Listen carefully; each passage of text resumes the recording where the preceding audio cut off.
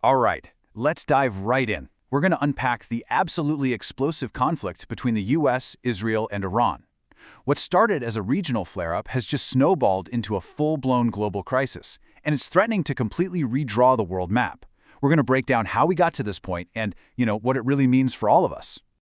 At its core, this whole thing really started with a simple, stark warning from military analyst Scott Ritter. It's a warning that, as we're about to see, was tragically ignored.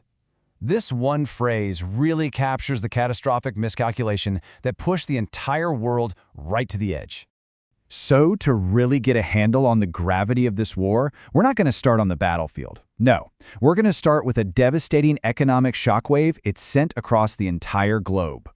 Now that might sound extreme, right? Armageddon. But according to this analysis, that word isn't being used lightly. This isn't just some far-off regional conflict. Its economic impact has been described as genuinely apocalyptic, and it's set to change the world's energy landscape forever.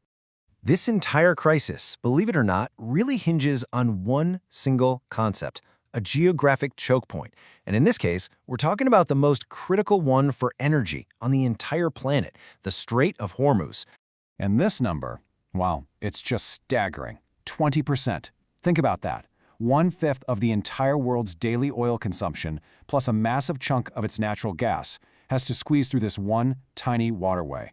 And here you can see what happened next. The second Iran closed that strait, global energy markets didn't just stumble, they completely collapsed.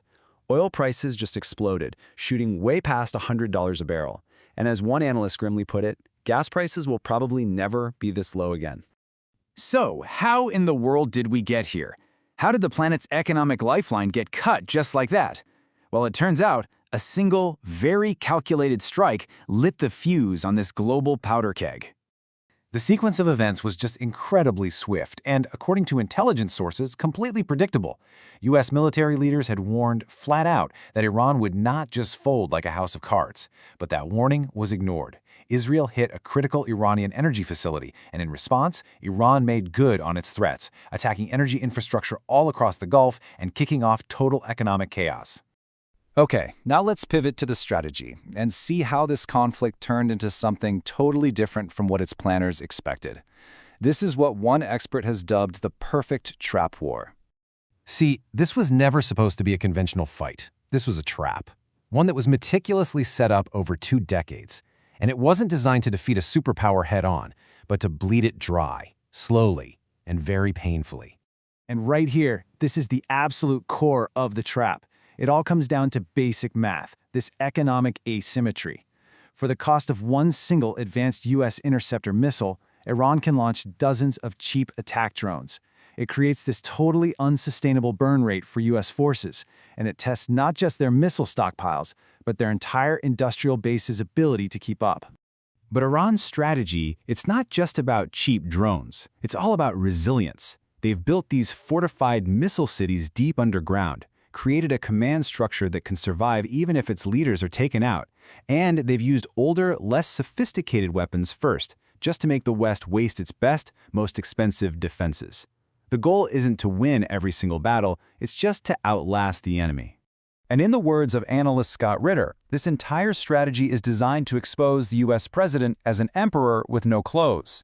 His point is that for all its incredible military might, the US was fundamentally completely unprepared for this kind of long, grinding, asymmetric fight.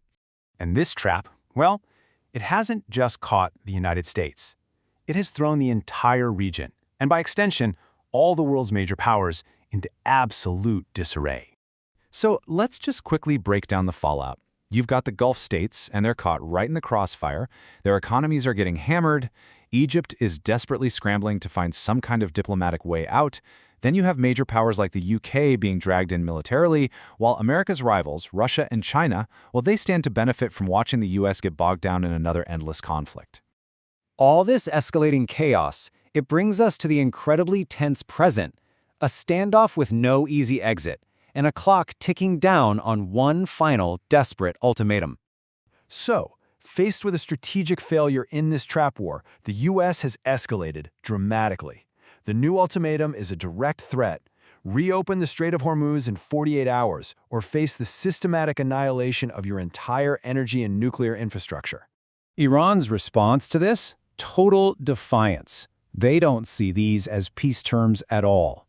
They see it as a demand for unconditional surrender, and it's something they have flatly refused to even consider. And that leaves us with the really grim reality of the situation. There's just no clear path to victory for either side. It's not about winning anymore. It's just a brutal war of attrition, where the only goal is to not be the first one to collapse, with absolutely catastrophic consequences for the rest of the world. Which leaves us with a final, and honestly, a chilling question.